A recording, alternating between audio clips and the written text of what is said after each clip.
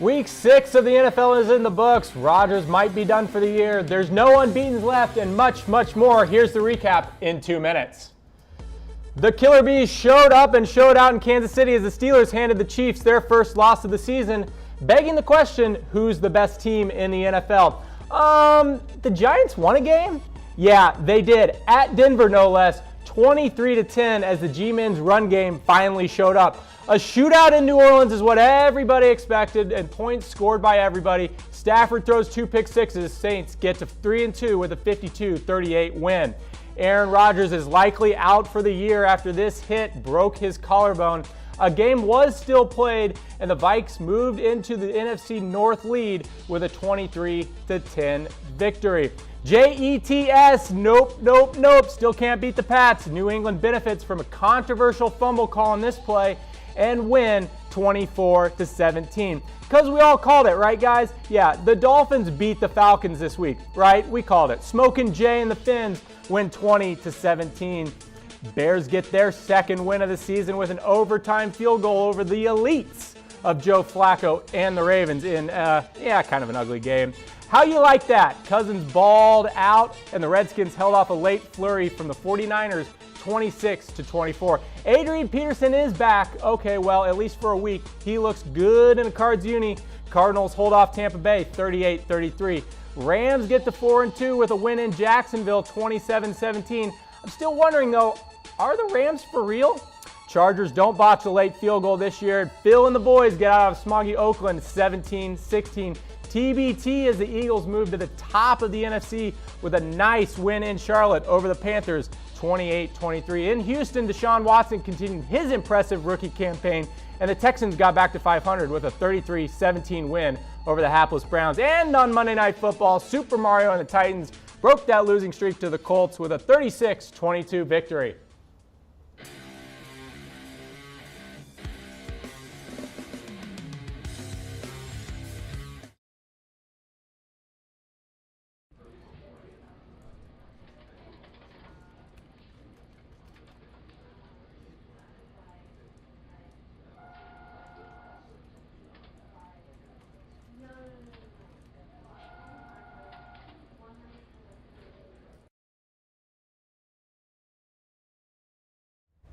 Hey folks, and welcome into yet another edition of NFL Daily on this hump day. Cam Rogers, Harris Rubenstein. What's going on? Coming at you live. Howdy. Of course, we are live as we always are, so we want you commenting, reacting, letting us know what your thoughts are on our MVP power rankings, Harris. Oh, yeah. Always a point of contention with the folks out there. Oh, absolutely. You know, I don't think the number one this week is too much of a surprise. I think the guy who's number 2 is going to be the surprise. Big jump for the guy who's sitting in number 2. We got an LVP power ranking, something a little fun in the middle. We got a good show today, Cam. I'm pumped. LVP Power Rankings, the nice new wrinkle here in our Wednesday show where we have a list of players who we thought would be serviceable or pretty good in the NFL this year. Not so good. Not so good right now. No. But first things first, let's get to the headlines here, Harris, our news and notes section here on NFL Daily. And this one was a big one. Came out earlier this morning. And Harris, you knew this was coming at some point. I did. NFL Draft will be in Dallas in 2018. Yeah, I had a little bit of a small inside source from an NFL intern buddy of mine from college who told me that it's been a shoo-in for months that Dallas was going to get the NFL Draft. And also, not to mention, there were reports from around the city of Dallas that vendors had known for weeks that the draft was going to be in Dallas. So, you know, it's a good decision. We saw what happened in Philly with it. Now you get to go to Dallas. It's going to be in AT&T Stadium. It's going to be huge. It's going to be great. So you are essentially using the per sources phrase to its utmost potential. Like, you are essentially Adam Schefter right now saying per sources, you have sources on the inside. I would never call myself Adam Schefter. It was more of a tip from a buddy that he heard that it was going to be in Dallas. However, I will say this about it. It's not like this was a crazy secret. This was a pretty well-known thing going on for a couple months now. There weren't a lot of other There weren't a lot of other, I guess, options that it could have been, but Dallas it is. All right, Dallas it is indeed. Let's move on here to some play on the field. Redskins rookie defensive tackle Jonathan Allen is indeed out for the year. Harris, what more do we know? Absolutely tragic. A Liz Frank injury, and look, these are the worst injuries. Well, not the worst injuries. Back injuries are the worst injuries, Sure. but feet injuries are so tricky. They can really take years to heal. I mean, Sammy Watkins, Julio Jones, Julian Edelman, like they have those turf toes, man. Turf toe, these Liz Frank injuries, they are so particular and petty, like they're annoying. And now Jonathan Allen, who coming out of college had a lot of shoulder injury issues. Apparently they thought that he had some sort of degenerative injury in his shoulder. But we'll see what ends up happening with Jonathan Allen. Tragic, though, their defensive line without him is pretty bad. Well, you ready for the contrast here? So Jonathan Allen is the 28th ranked interior lineman according to Pro Football Focus. That's out of 124 qualified linemen. The last ranked person, Ziggy Hood, assuming the starting position there at nose tackle for the Redskins. So you go from 28th ranked to dead last, according to Pro Football Focus. Yeah, it's just not great. I mean, Ryan Kerrigan's a good guy they have on the outside, but without Jonathan Allen, it's not pretty. Always tough to see a rookie go down, too, especially when they're having a good season there. So Jonathan Allen, best wishes to him as we move along here to the news that I'm sure you know by now. Ezekiel Elliott granted the temporary restraining order. The judge that is assigned to this case between Elliott and the NFL is on vacation. So with that, you say, hey, you might as well let the guy play in the meantime so he doesn't suffer irreparable harm is the phrase. So with that. That's so funny. Yeah, Ezekiel Elliott, good to play for the next couple of weeks against the Niners and against the Washington Redskins. Yeah, the funny, by the way, in the way that the reason he gets to play is because a judge was on vacation. That is I've never heard of that before. That is an absolute first. That's super funny. But good for Ezekiel Elliott. That's what he at this point, it's kind of just better for him to play. They'll figure it out. They'll get to it. They'll get to it. You know who has it figured out? Mizzen and Main. Of course, this episode is indeed brought to you by Mizzen and Main. Head on to comfortable.af for fantastic performance fabric shirts. Best. Great for going to work, great for going out. They have polo shirts, so shirts like these. They have nice quarter zips. I was looking at some of the new arrivals on their website, and a nice plaid shirt that came out recently. Some pants look really nice too. So a lot lot of great options. And for those dress shirts, no ironing needed. That sticks out to me the most. Great for me. Yeah, we had a little bit of a Chat Sports mishap where our iron was left on here at the studio, but we don't need to use it because we all have Mizzen and Main shirts anyway. So it's pretty nice to have. I certainly don't have an iron, so the Mizzen and Main shirts are great for me. So head on to comfortable.af because they are indeed comfortable as F. That is their website. Believe it. Many thanks to Mizzen and Main for coming along here on NFL Daily on this Wednesday. You ready for some MVP power rankings? I'm pumped. I'm ready to go. Let's do it. All right, let's head to number 10 here. Going to LA. Jared Goff, quarterback for the Los Angeles Rams. Yes, he has taken a little bit of a step back the past couple weeks. However, the Rams offense is still number one in the NFL in points per game, which is pretty stunning considering how awful they were last year. And it's a lot to do with how well Jared Goff has been able to run the offense. Todd Gurley's been fantastic as well, but for me, Goff just looks like a completely different quarterback than what we saw him last year. 9th in passer rating, 7th in total yardage.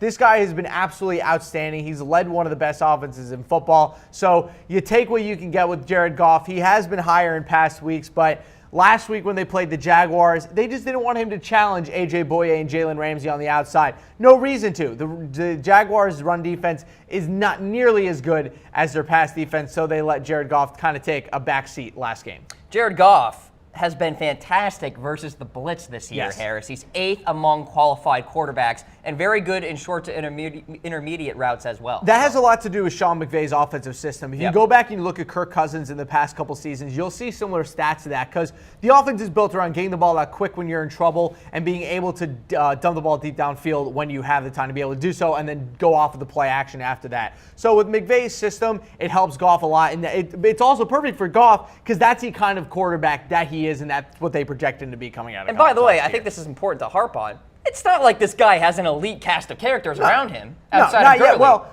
I mean, Watkins is serviceable. Watkins hasn't even fully been integrated into the offense yet because he's still, I mean, he got traded a week and a half before the season. He'll probably over the next couple weeks really get the number one wide receiver level of targets that he deserves. But for now, without Watkins, it's Robert Woods, it's Gerald Everett, it's a bunch of Tavon Austin. So it's a bunch of random guys. But when they get Watkins in there and they give Goff that number one target, it's going to be pretty. Yes, the Rams are sitting pretty right now. And let's go to the Jaguars here, the opponent for Jared Goff and his Rams. Leonard Fournette checking in at number 9. Yeah, he's been absolutely outstanding. I mean, the only rookie running back that you can remember in recent years has been as good was Ezekiel Elliott last year, and you can make an argument that maybe even Leonard Fournette's been even better. First in the NFL in rushing touchdowns, second in the NFL in rushing yards. I mean, the only running back, I say the rookie running back that's been better. The only one that's been better than him has been Kareem Hunt, but Leonard Fournette has been absolutely outstanding this season, and I think it's a testament to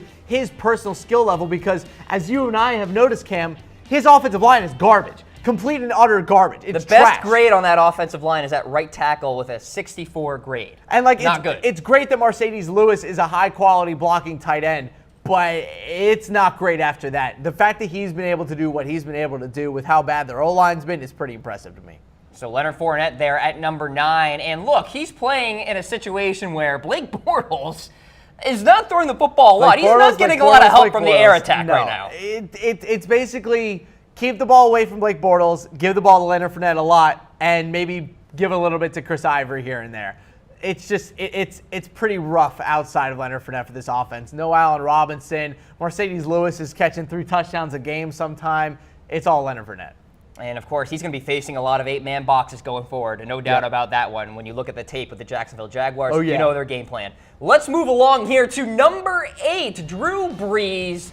You know, I mentioned this to you in the production meeting, Harris. Aaron Coscarelli of NFL Network, friend of the program here at Chat Sports, said that the Saints are the best team in the NFC right now. I don't know how true that is. Partially due to Brees? I'm going to give it to the Eagles most likely. But Brees has been fantastic. But what's made the Saints so much better is the fact that their defense has been absurdly good recently. Marshawn Lattimore has been one of the best corners in football. Sure. But Drew Brees, he is that consistent character that they've always had in the back there. 10 touchdowns to 2 picks. He doesn't force the ball that much. He has a good array of weapons. Michael Thomas had a good year. And outside of that, I think Drew Brees, for the most part, he deserves to be on this list until he completely drops off. I mean, third in completion percentage at his age is fantastic. Gotta love what you're getting out of Drew Brees at this point. And Drew Brees has gotten a lot of time in the pocket this year, mostly due to his great tackles. He's got Armstead and Ramczyk there on the right side as well. Michael Thomas, by the way, Harris, really coming into his own. And we saw that a lot with him last year, and that was one of the reasons they traded Brandon Cooks. Yep. He's been really good. He creates a nice high-low option with Brandon Coleman on the other side, who's 6'4". So Michael Thomas, with his lack of size but his incredible route running and great hands, he matches up great on the outside with a lot of corners. It's all about short area quickness with him. It reminds me a lot of an Antonio Brown style of receiver, not so much a Julio Jones. So the more Michael Thomas progresses, the better the Saints offense is going to be. Hey, you mentioned Antonio Brown. Yes. That's a nice little foreshadowing there. We do have Mr. Antonio Brown checking in at number 7 in our MVP power rankings. This guy is getting it done, even considering the fact that Ben is declining. He is the best wide receiver in football. It's not even close anymore. Like people thought that, oh man, it was a little Odell Beckham Jr. No, it's Julio Jones. No, they're wrong. It's Antonio Brown, and by a pretty considerable margin.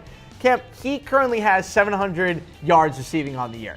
He has over 200 yards more than the next guy at number 2 through 6 games. Massively impressive stuff from a guy whose quarterback is on a steep regression right now in Ben Roethlisberger. You got to love what you're getting out of Antonio Brown. He is without a question the number 1 wide receiver in football. It's not even close. You want to know why he's still getting it done too? Because he's amazing. Yards after the catch. He creates his own yards because Ben isn't going to help him right now. He's so good. And I love to see what we're getting out of Antonio Brown right now. I love it. He is the best wide receiver in football. He's in his prime, and he's only going to get better the next couple of years. So Brown's at 1. The question is, folks, who is the second best wide receiver in the NFL? You've got Julio Jones, been dealing with a hip injury lately. A.J. Green still getting it done for the Cincinnati Bengals. Mike Evans there. And then Jordy Nelson. So throw in your respective reactions for your votes. Heart for Julio Jones. A wow face for A.J. Green. Laughing face for Mike Evans. A like for Jordy Nelson. Where are you going? If you're looking for Odell Beckham Jr., by the way, the reason he isn't on this list is because he is injured. I think I'm going to give it to A.J. Green. I think Julio Jones, in terms of an athlete, I think might be the best athlete we have in the NFL in terms of wide receiver. But you just look at A.J. Green and how consistent his production has been over the past, oh my goodness, 5, 6, 7 years now for the Bengals. He has been absolutely outstanding. I'm all aboard the A.J. Green train, have been for years. I think Mike Evans is getting there. Remember, Mike Evans is, 23, 24 years old, so he hasn't even hit his prime yet. Yeah. Jordy Nelson, I think, is kind of on the decline, so I don't really know if you could say that, but Julio Jones needs to start scoring those touchdowns. So there you go. As we remind you, we are indeed presented by Mizzen and Main. Oh, yeah. Fantastic performance fabric shirts. Great for going out, great for going to work. And really, it's not just about the shirts. It's about the hats. It's about the pants. It's about the collection of items they have on the website. It's a style. Everything is comfortable, Cam. Yes. Everything is comfortable as F, like the kids say. But no, you just look at their website. Amazing array of clothes for men. It's awesome. You got to love it. I'm a big fan of the Mizzen and Main. And they're always changing up their new arrivals. So yeah. keep checking on comfortable.af to check out what's new and great because the fall season is here. You know, the styles change a little bit. So you got to stay trendy, ladies and gentlemen. All right, so many thanks to Mizzen and Main for coming along here on NFL Daily. Cam Rogers, Harris Rubenstein, as we move along here in the MVP Power Rankings. Number 6, this guy has been a stalwart in our rankings, Kareem Hunt. Kareem Hunt, the best running back in the NFL right now, most likely, outside of only one man and one man only. We'll get to him soon. Kareem Hunt's been absolutely outstanding. You got to love what he's giving you in the receiving game as well. But first, the NFL in rushing yards, leads the NFL in 20-plus yard runs, which is a stat to me that's outstanding as a rookie runner to be able to maneuver through NFL defenses like he's been able to do. He's been outstanding, and I think we've seen him get bottled up at the last game against the Steelers, and I think going forward that might be a small blueprint. Because remember, I said it a couple weeks ago that eventually Kareem Hunt is going to hit a rookie wall. It's going to happen. To me, it's inevitable, as will Leonard Fournette. Ezekiel Elliott somehow got past it. He did hit a small one in the middle of the year, but he did end up getting past it. I think what's going to make Kareem Hunt's season is what he can do after he hits that wall and how he progresses through the rest of the season. But I think him winning the MVP, I think his chances are taking a little bit of a step back. Now, you have to wonder about that performance against the Pittsburgh Steelers last week. Only 9 attempts for 21 yards. Was that kind of his wall type of week? I think it was a wall type of league. I think it was also very confusing. Why did they not run the ball more? Right. And I understand that his initial effectiveness wasn't great, but if you look at Kareem Hunt, he gets better as the game goes on. He ices so many games for the Chiefs so far this year. I mean, we showed you the highlight. He won the game for them at the end against the Chargers. So I think it's important for the Chiefs to consistently give him the ball and then give him even more at the end of the game because that's when he's at his best. All right, so we're talking about good players right Yes. now, right? We're positive. We're positive. The best players. All right, let's get a little negative here. Let's go into the dumpster, if you will. The LVP Power Rankings, the least valuable players right now. Sitting in at number 5, Matt Stafford. Harris, he just really made some poor decisions against New Orleans. With how much he's getting paid, he cannot be playing like he's played the past couple of games. I understand that he's a little bit injured, but he looked completely hapless against the Saints. It was pretty ugly. He got bailed out a bunch of times by a pretty outstanding play by Golden Tate and an unbelievable catch by Marvin Jones. Yeah. So outside of that, he's looked pretty mediocre. I think that those injuries are starting to get to him, but he needs to perform better. If this Lions team I said was overrated coming to the year, no one listened to me. Turns out that as of right now, I'm looking pretty right. When you get paid, complacency kind of comes into play. It does happen. Maybe that's happening with Matt Stafford. We'll see. He's there at number 5. Moving on to number 4 here. The entire Oakland offense has been a big, fat disappointment, Harris. You got Marshawn Lynch. Look, we did not expect crazy things from him. But Michael Crabtree and Amari Cooper, I mean, Crabtree's doing all right, but Cooper has been really bad. Yeah, and I expected, you expected the Oakland offense to take a big step forward, not a big step back. The only person that's doing anything on this Oakland offense right now is Michael Crabtree. Jared Cook's been a bad signing. Marshawn Lynch's been able to do nothing. That O-line has not played up to the level it did last year. And you're right about Amari Cooper. I understand that young players can have bad seasons. It happens. But this is a horrible timing for him. I mean, this is an Oakland Raiders team that, if we're being honest, they had Super Bowl aspirations, especially in a weak AFC, or going into what they thought was going to be a weak AFC. They definitely had Super Bowl aspirations. So pretty disappointing to see what Oakland's been able to not do on offense. In a way, they're trying to save their season tomorrow night against the Kansas City Chiefs, right? 2-4. I wouldn't say it's a must-win game, but it's as close to a must-win game as you can get without it being must-win. Falling to 2-5 plus a divisional loss is bad. Look, I understand if you lose out-of-conference games, fine, whatever. Out-of-conference game, losses on the road mean nothing. Right. But losing games in your division when you're behind on your record, that's when those losses really start to hurt. So Raiders in action tomorrow night. We'll see how they do. And they're at number 4 in our LVP power rankings, or that offense, we should say. Let's move on to number 3 here. Harris, you're going to have to explain this one to the folks at home. Oh, man, it was a bad week for quarterback shoulders. Aaron Rodgers snapped his collarbone.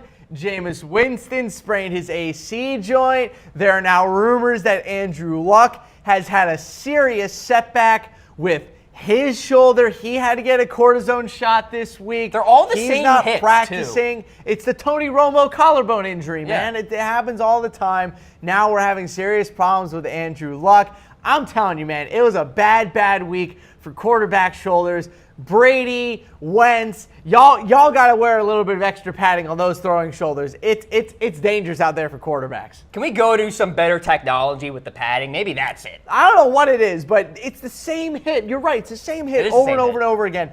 Every single time a quarterback breaks their collarbone, you can call it almost. I'm stunned that Jameis Winston didn't break his collarbone. I am absolutely stunned. Like, it looked, maybe it's because he's a thicker dude than Romo or Rodgers. I don't know. But that was the same injury. He's lucky. Chandler Jones is a big dude that came down on his shoulder.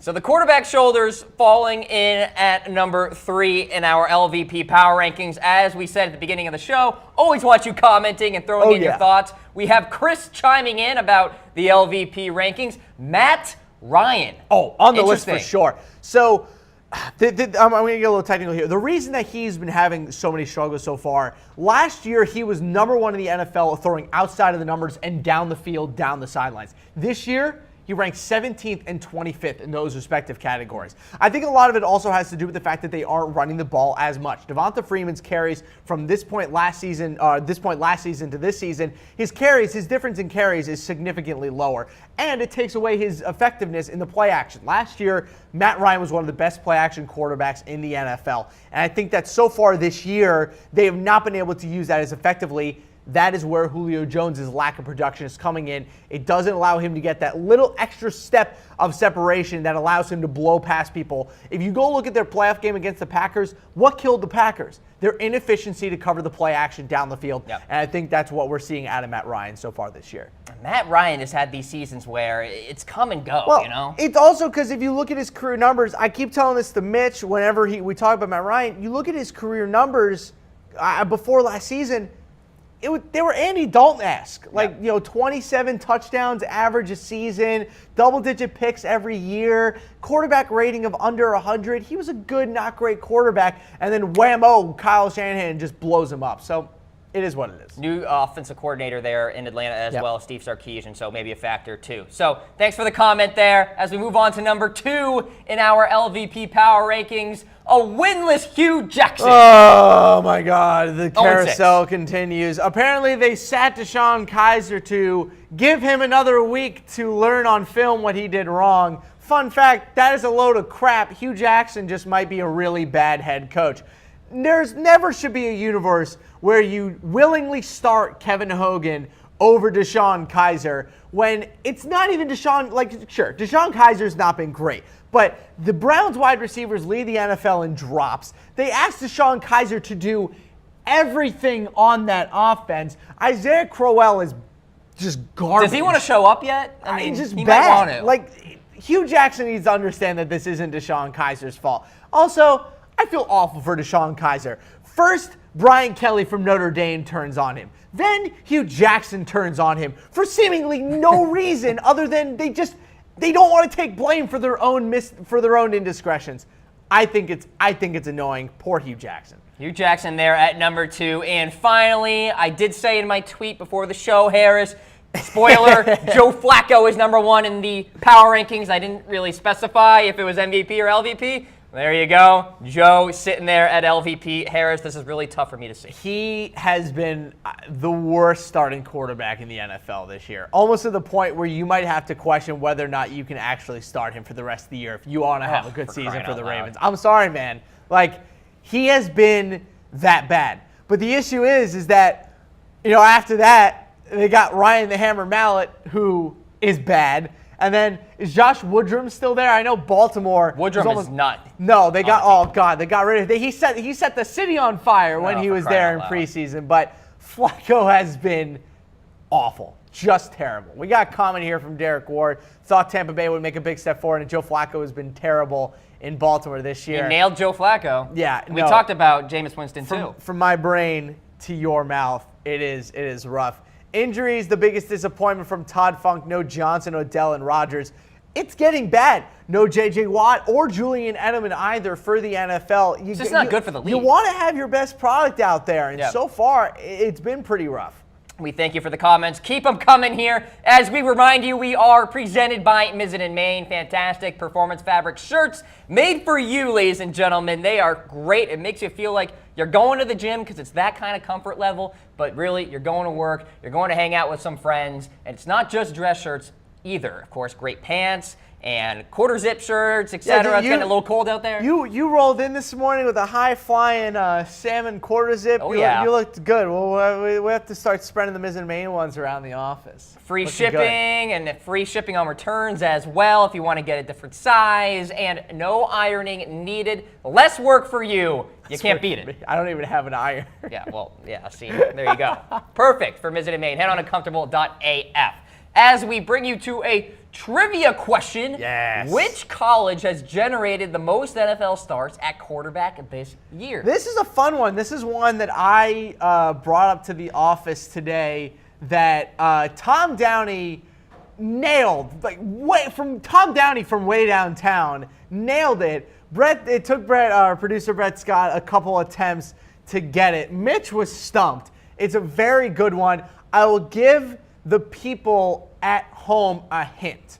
One of the quarterbacks from this college transferred away and graduated from a different college. I don't know if that gives it away. However, I think it is a hint for those at home. We'll bring up the answer in a little bit, but for now, just be mindful which college has generated the most NFL starts.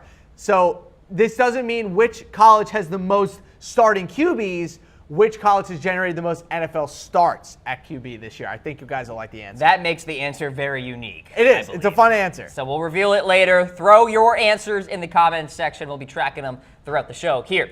All right, let's resume the MVP power rankings here. Let's move on to number 5. Another Steeler on the board, Le'Veon Bell. Just waiting for him to break out, and I was ready to put him on the list right when I got the chance. Ladies and gentlemen, this is the best running back in the NFL bar none. I'm sorry. You can have your Kareem Hunt. You can have your David Johnsons. Le'Veon Bell's running style, Brett and I were talking about this the other week, that it literally just, you're waiting for someone to dominate him and just crush him behind the line.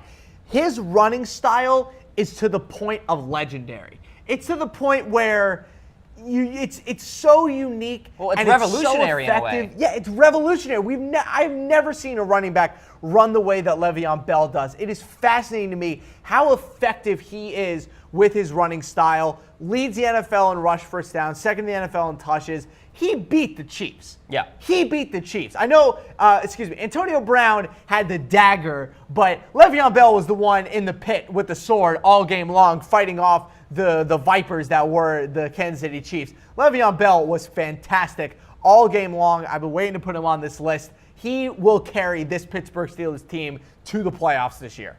Hey, you think Le'Veon Bell had a good reason to hold out this past summer, Harris? Oh, absolutely. I think it's a pretty fair reason. Look at this guy and the way he's performing. Yeah, so, it was pretty spectacular. So we are halfway through our rankings here, folks. Moving on to number 4, Deshaun Watson, quarterback for the Texans. This guy's for primetime. Yeah, and look, it's pretty spectacular what we're seeing out of Deshaun Watson, mostly because people didn't realize that he would be this good. But I got a fun stat for you, Cam. People were questioning Deshaun Watson's arm strength and his ability to create throws in tight pockets. Give me a stat. Or in tight windows. Deshaun Watson currently has the highest passer rating in the NFL when throwing into tight windows, which tells me that while his arm strength may not be the best, he is a good enough quarterback that he knows how to adjust his own throwing style to hit those tight windows anyway, which at that point, it doesn't matter. if you're able to adjust your style to be able to make up for your weaknesses, you're so far ahead of so many other rookie quarterbacks. That takes so much maturity and football IQ to be able to understand what he can and can't do on a football field and be able to adjust to it. Especially, I'll say this, Bill O'Brien's offensive system is very rigid. He has forced Bill O'Brien to become a more versatile play caller just by how good he is. For sure. And trust me, I watched Bill O'Brien call plays for 2 years in New England. He doesn't like to change the way he calls plays. That's how good Deshaun Watson has been. He has forced Bill O'Brien to completely change his offense, and that's awesome. Well, if it wins games, you better do it. Exactly. And that's what Bill O'Brien is doing with Deshaun Watson right now. Really playing great for the Houston Texans, perhaps the favorites in the AFC South. We shall see going forward. As we bring you back to the trivia question, which college has generated the most NFL starts at quarterback this year? People have been throwing in their answers. Preston Wallace with California, Harris. California, great guess. You got Jared Goff, you got Aaron Rodgers. Good guess there. However, Preston, that was both Tom and Brett's first guesses. They were both also wrong. I am sorry, sir. It is not the University of California, Berkeley. But we do have the correct answer coming up from Todd Funk. It is North Carolina State. Pretty crazy stuff. So if you think about the quarterbacks, you got Russell Wilson, you got Phillip Rivers, Mike Glennon for a game or two or a game of three in there, and then Jacoby Brissett, the most recent graduate of NC State, obviously traded to the Colts, and will most likely continue to get those starts while Andrew Luck continues to deal with that shoulder injury. But fun little trivia question for you guys. Might be something we start doing here on a weekly basis. Not? I love trivia questions. I think they're super fun.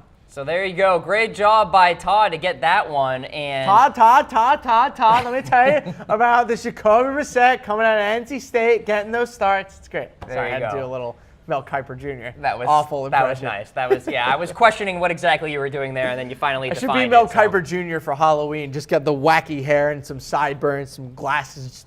Just start blinking at people. How about you spare us all and don't do that? Let's move on to number 3 in the MVP power rankings. This guy has been up there all year long, Alex Smith. Yeah, and it's just kind of on a little bit of a decline so far for Alex Smith in terms of his overall production, not his efficiency. He's the master of the West Coast offense, so his efficiency is always going to be there. His completion percentage is number 1 in the NFL. The passing yards, he was number 1 a couple weeks ago, is now dropped down to number 3. But I'll put it this way, he struggled heavily against the Steelers. Now, you mentioned it during your NFL recap, that for whatever reason, the Patriots can't beat the Chiefs can't beat the Steelers, and the Steelers can't beat the Patriots. The Bermuda Triangle. So we have no idea what's going on in the AFC right now. So this is I'm kind of okay to chalk it up as, all right, this is just kind of the Chiefs' kryptonite.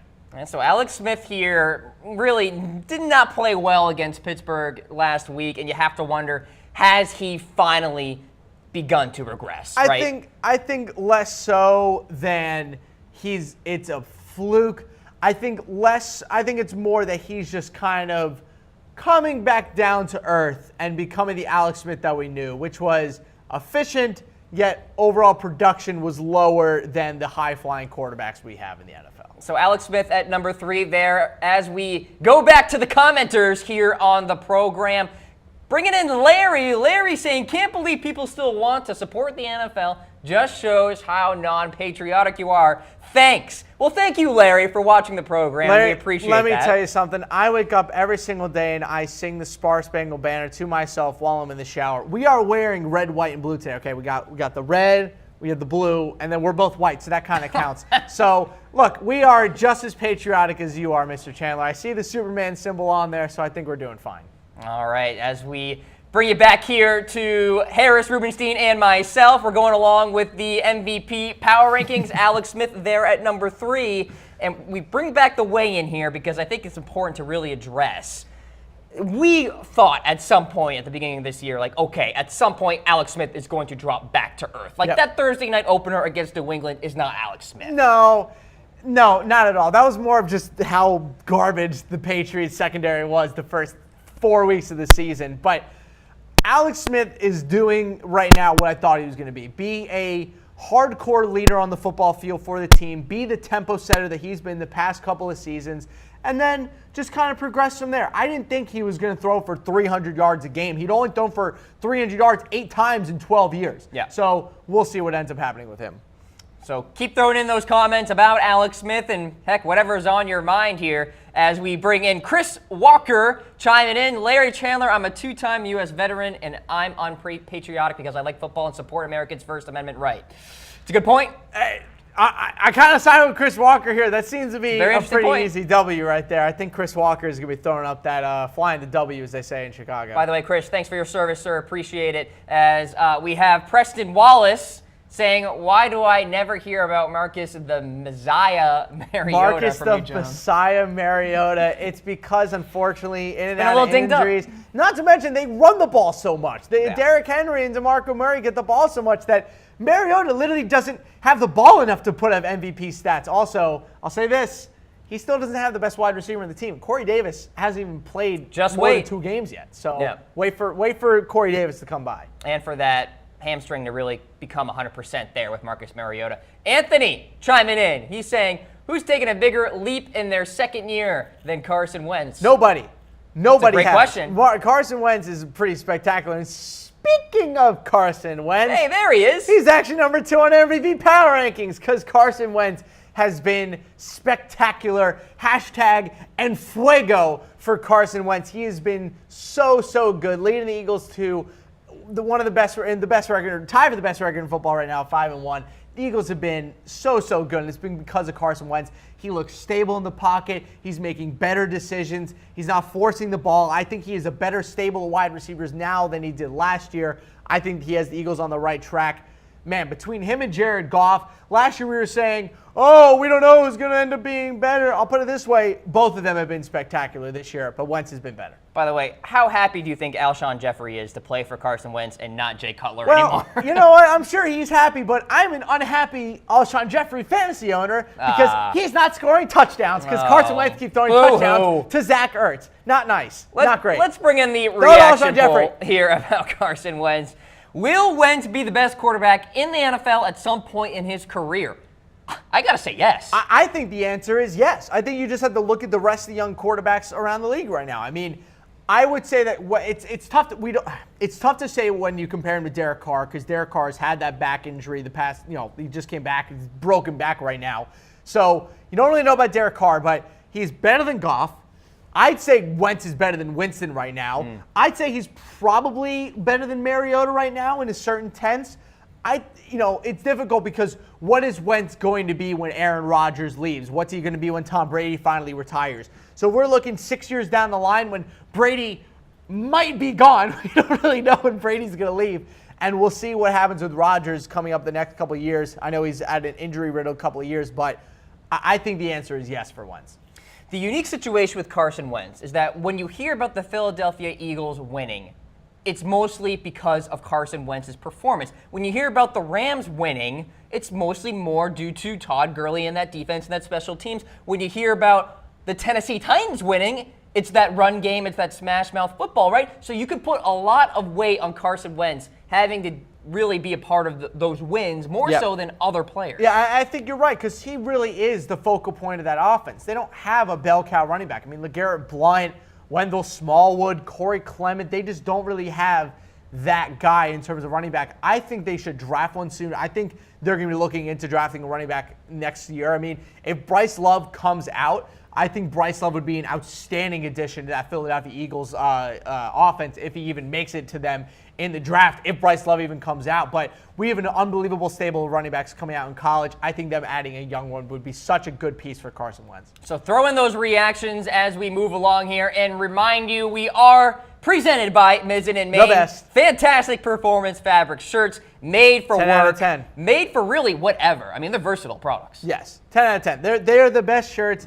No ironing involved. You don't need to go buy an ironer or ironing board. You don't even need the spray stuff that they use to anti-wrinkle, whatever it's called, the little spray stuff. Forget about it. You don't need it. You don't need it. Just wear the shirts and you'll be fine. Head on to comfortable.af for these fantastic products. Really a nice website too, easy to navigate, to go through all the products that you really are interested in, hats, pants, polo shirts, etc. So thank you to Mizzen and Main for being on this edition of NFL Daily. Oh, yeah. Let's recap what we have so far in our MVP power rankings. Going over to number 10, Jared Goff right there.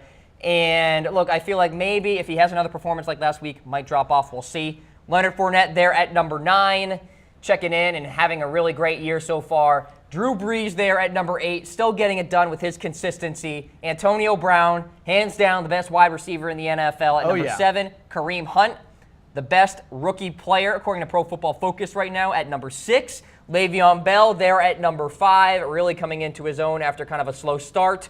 Deshaun Watson at number 4, quarterback for the Texans.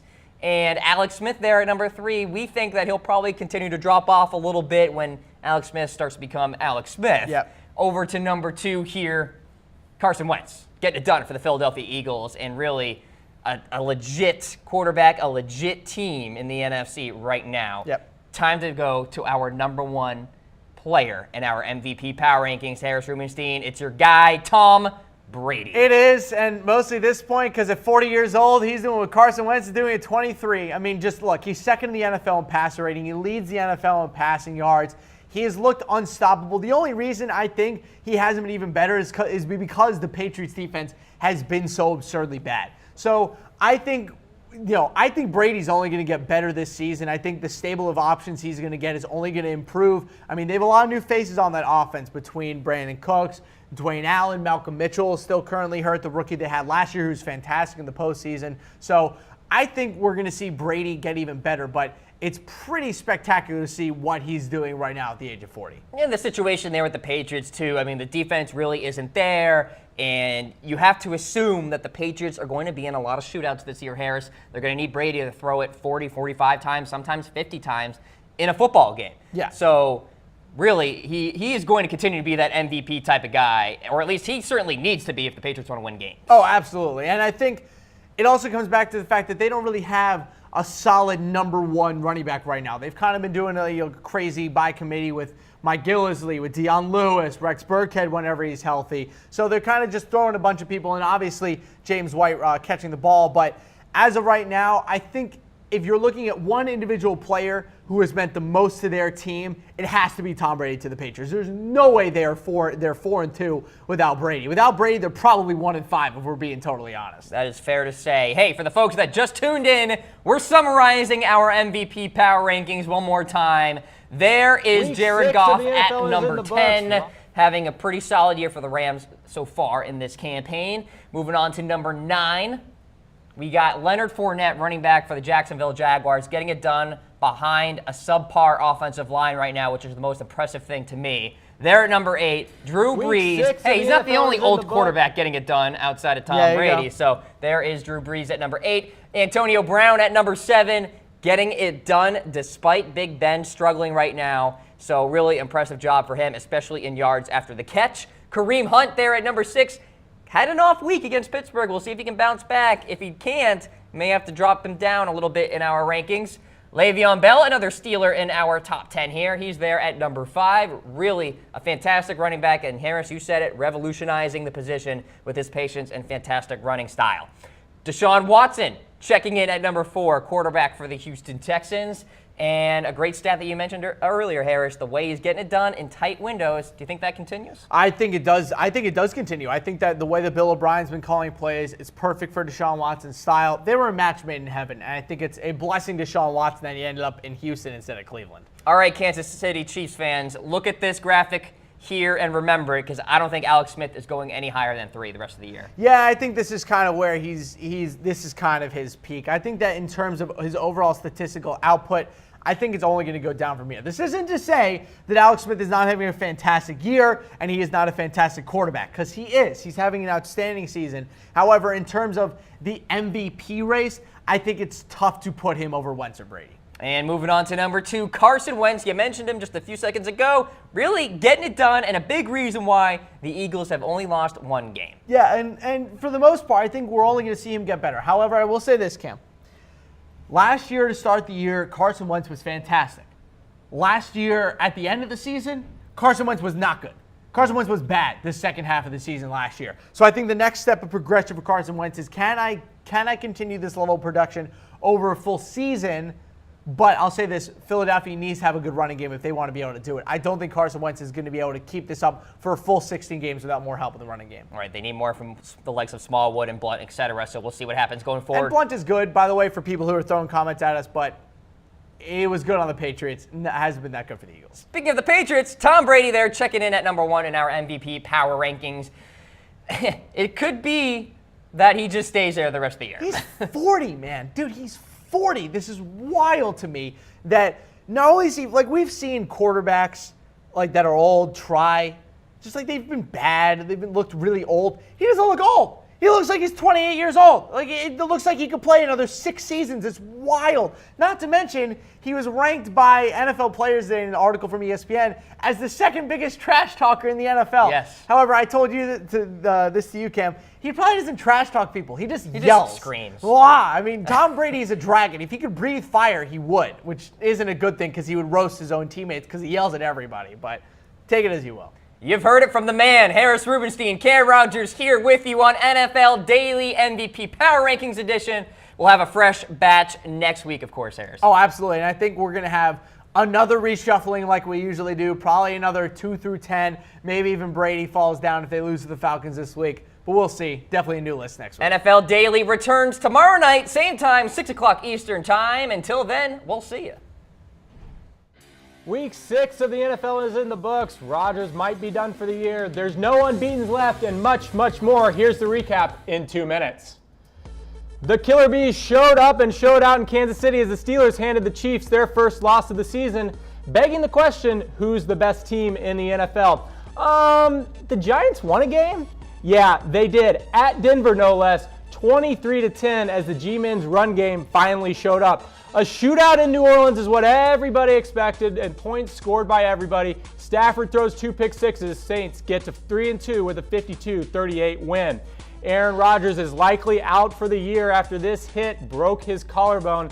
A game was still played, and the Vikes moved into the NFC North lead with a 23-10 victory. Jets, nope, still can't beat the Pats. New England benefits from a controversial fumble call on this play and win 24-17. Because we all called it, right, guys? Yeah, the Dolphins beat the Falcons this week, right? We called it. Smokin' Jay and the Finns win 20-17. Bears get their second win of the season with an overtime field goal over the elites of Joe Flacco and the Ravens in, kind of an ugly game. How you like that? Cousins balled out, and the Redskins held off a late flurry from the 49ers, 26-24. Adrian Peterson is back. Okay, well, at least for a week. He looks good in a Cards uni. Cardinals hold off Tampa Bay, 38-33. Rams get to 4-2 with a win in Jacksonville, 27-17. I'm still wondering, though, are the Rams for real? Chargers don't botch a late field goal this year. Phil and the boys get out of smoggy Oakland, 17-16. TBT as the Eagles move to the top of the NFC with a nice win in Charlotte over the Panthers, 28-23. In Houston, Deshaun Watson continued his impressive rookie campaign, and the Texans got back to 500 with a 33-17 win over the hapless Browns. And on Monday Night Football, Super Mario and the Titans broke that losing streak to the Colts with a 36-22 victory.